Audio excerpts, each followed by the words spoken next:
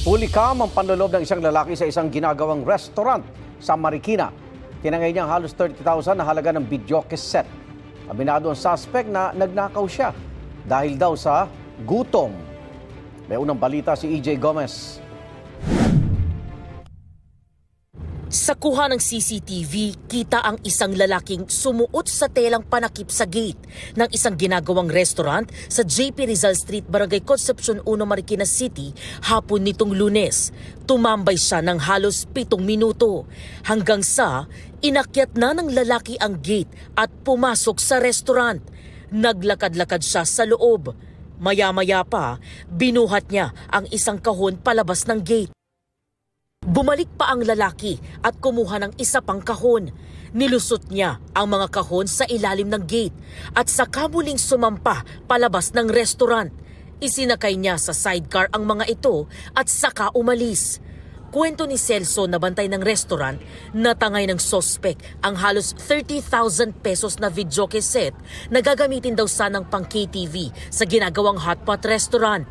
Pumunta raw ang sospek sa lugar isang araw bago ang pagnanakaw para manghingi ng mga kalakal. Pumayag daw ang may-ari ng restaurant. Kinaumagahan, bumalik daw ang sospek para kunin ang mga natirang kalakal. Hapon nang siya ay nanloob at nagnakaw sa restaurant. 1:15 PM, ayun po, bumakod po siya dyan, tapos kinuha niya po yung pang KTV set, yung mga amplifier po, wireless mic. Sinira niya po yung bakal doon na nakaharang.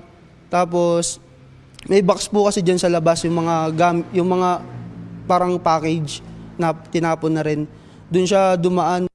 Ang sospek, bumalik pa raw ulit sa lugar umaga kahapon para muling manghingi ng makakalakal na karton. Pinipilit po ako pero tinatanggihan ko naman siya.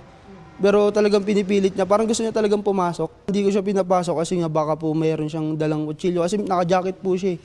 Ayon sa barangay, residente ng Barangay Tumana ang sospek na dati na raw sangkot sa ilang insidente ng nakawan sa iba't ibang lugar sa Marikina. Pasado 1:00 ng madaling araw kanina nang maaresto ang sospek matapos makita ng iba pang bantay ng ninakawang restaurant na nakatambay siya malapit sa establishmento. Agad namin inikutan at nadaan naman namin nasa waiting shed, nakaupo siya ron. May dala siyang sidecar na kalakal. Narecover sa sospek ang mga ninakaw na items mula sa pinagbentahan niyang kapitbahay sa Barangay Tumana. Hindi na siya selado, bukas na yung kahon niya. Ginagamit na rin yata yung mic nila. Aminado ang 34 anyos na sospek sa krimen. Lasing daw siya noon at nagawa lang magnakaw dahil sa gutom. Lasing po ako. At wala po akong kain. Binanta po. Doon sa lugar po namin. 500 lang po.